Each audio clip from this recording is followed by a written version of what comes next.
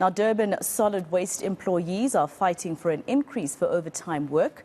Trucks have been lined up outside the DSW head offices as workers voice their grievances. Some of the trucks were blocking the N2 highway north, causing major delays on the roads this morning. Right, let's go to Lethiwe Mdluli, actually, who is going to speak to us quickly just about this. Lethiwe, this protest, earlier on I heard you speaking to our colleague Mfundo Mabalani, and you were saying that you don't actually really know why the truck drivers have decided to come to that specific office. Have you had the chance to speak to them? Why have they chosen that area to protest?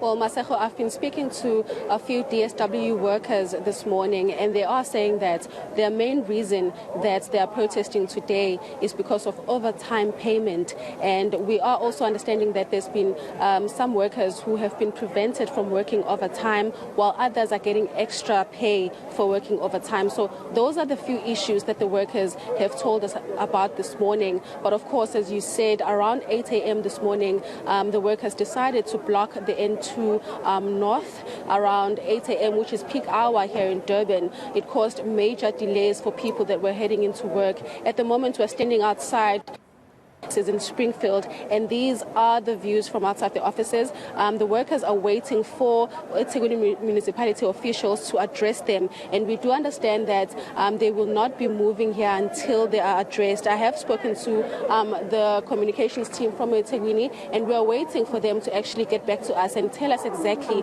what is currently the problem. But at the moment, I'm actually joined by the DA caucus leader, or the deputy DA caucus leader here in eThekwini.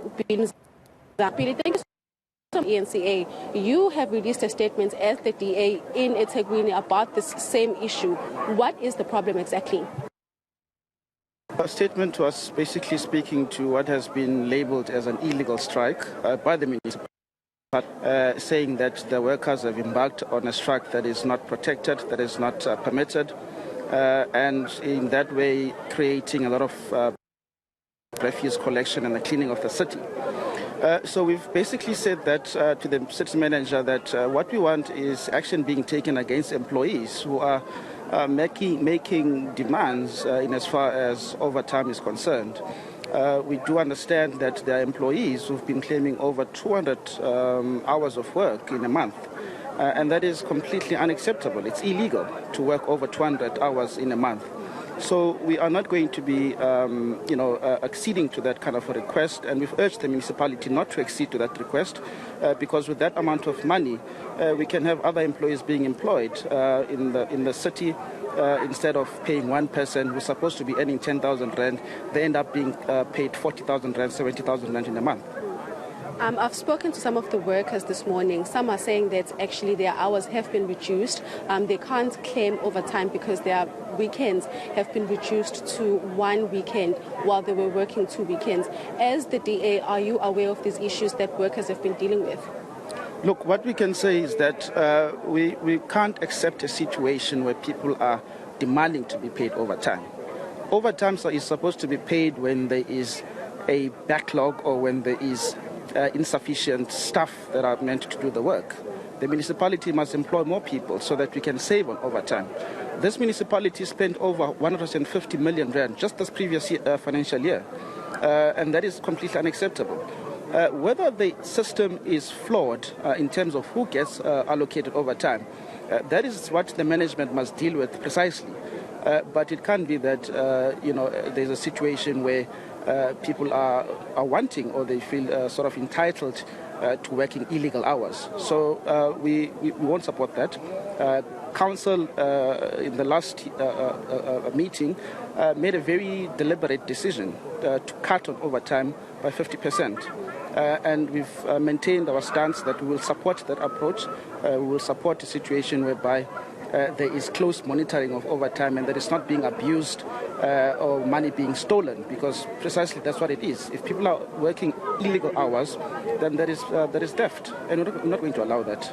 In that EXCO meeting, because these issues are discussed there, did you ask the municipality as to how this happened, as to how these workers were able to claim for so much overtime, and why this decision was taken so abruptly to cut overtime and not inform the workers?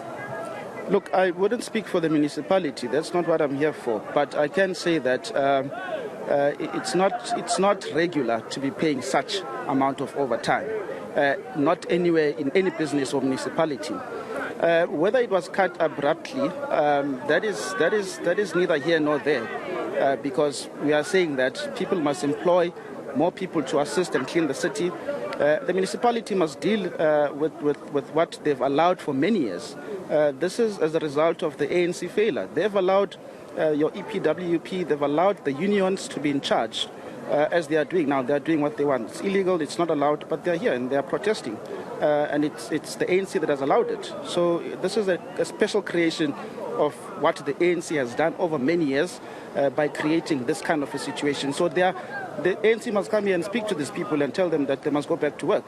That is it. We can't speak for the municipality as the DA.